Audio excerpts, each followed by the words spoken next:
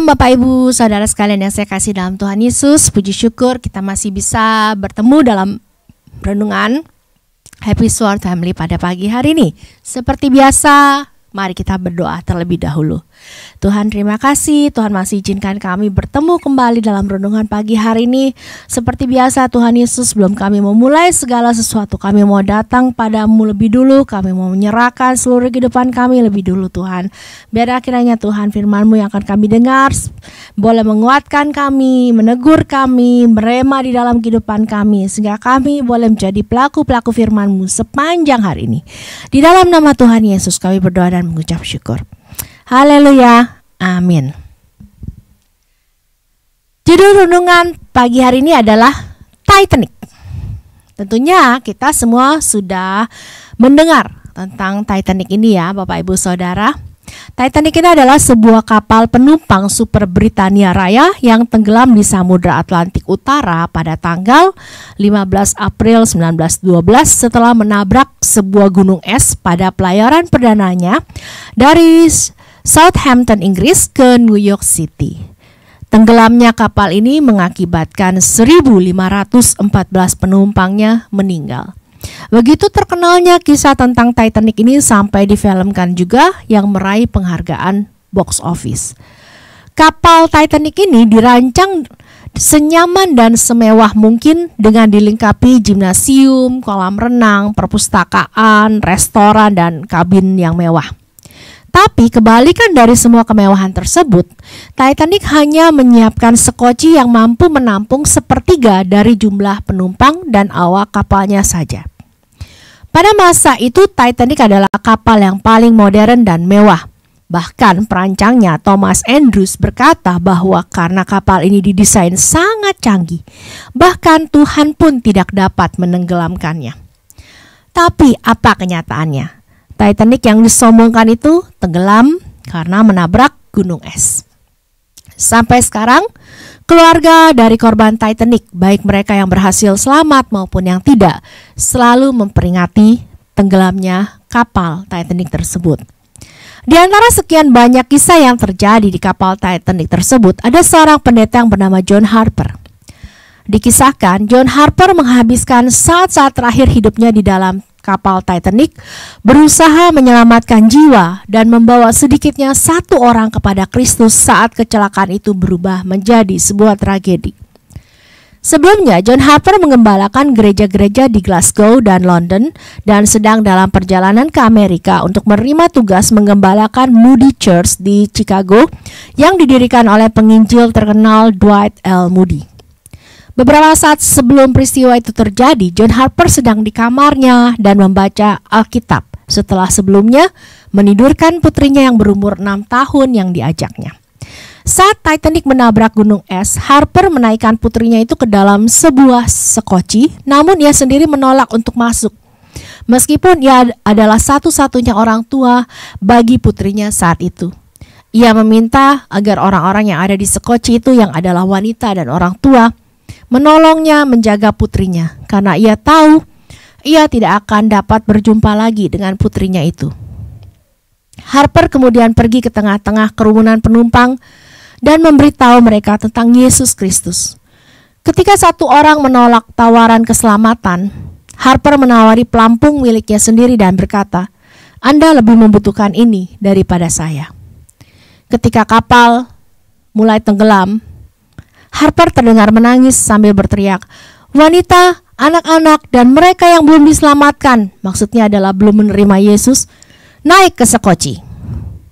Bahkan setelah kapal tenggelam, Harper masih berusaha berenang di dinginnya lautan es ke sebanyak mungkin orang yang ia bisa dan meminta agar mereka memberikan hidupnya kepada Kristus.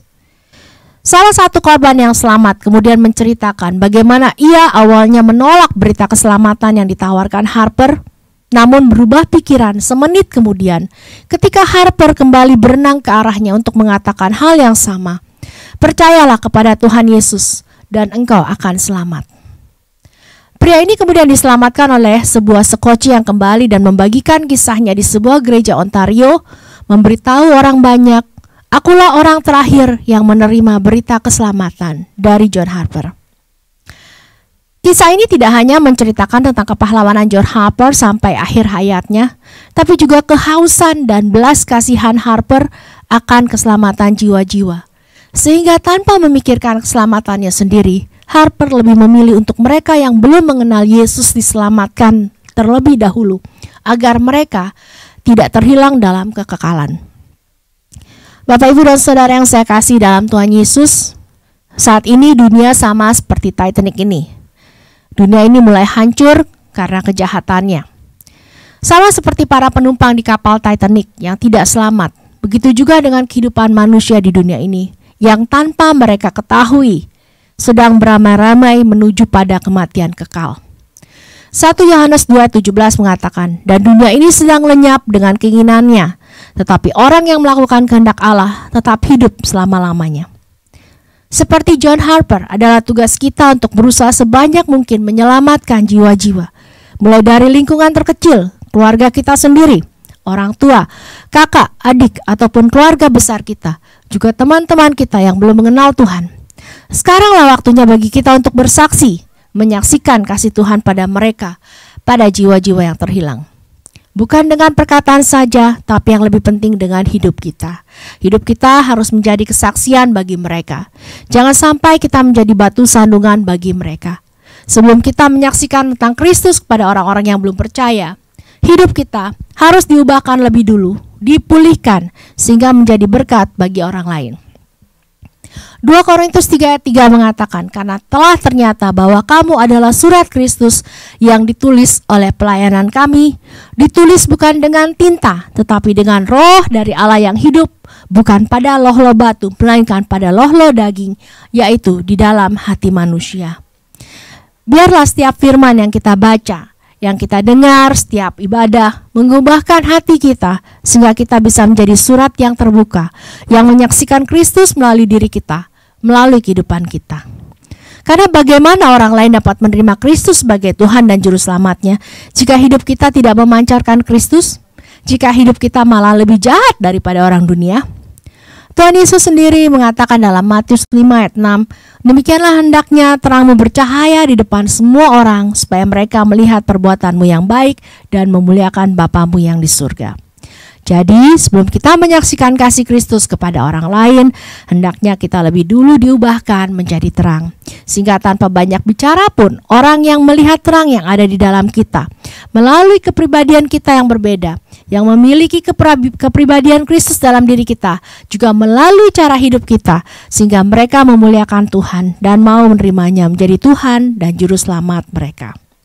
Bapak, Ibu, dan Saudara yang saya kasih dalam Tuhan Yesus, sekaranglah waktunya bagi kita untuk bertindak, untuk berbuah bagi Tuhan. Sudah tidak ada banyak waktu lagi.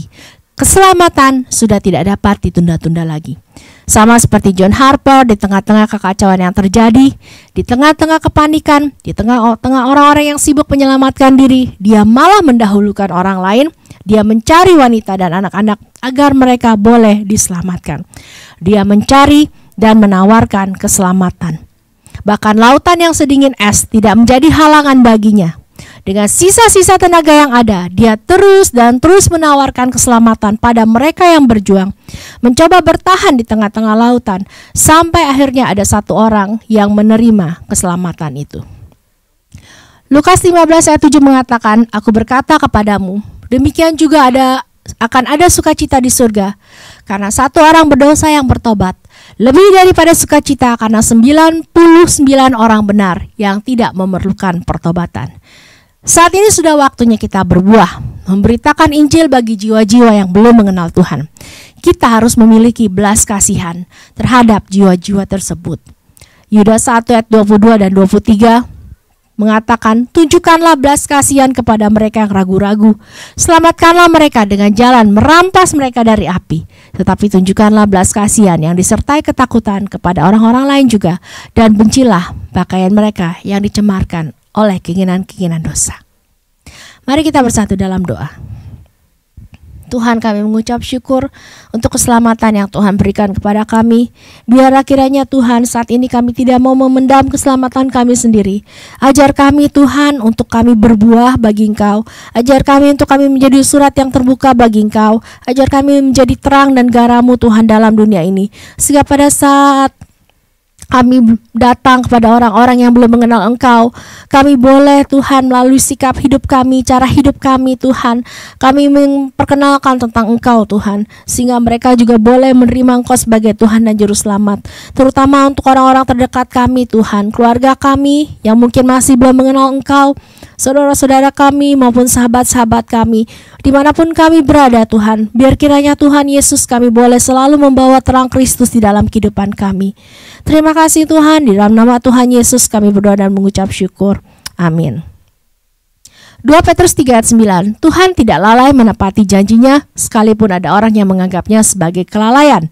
Tetapi Ia sabar terhadap kamu, karena Ia menghendaki supaya jangan ada yang binasa, melainkan semua orang berbalik dan bertobat. Dan Yohanes 4 ayat 35, bukankah kamu mengatakan 4 bulan lagi tibalah musim menuai?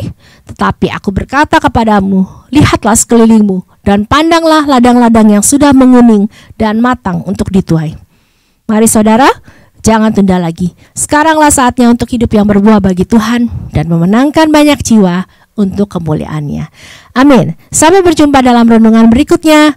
Tuhan Yesus memberkati.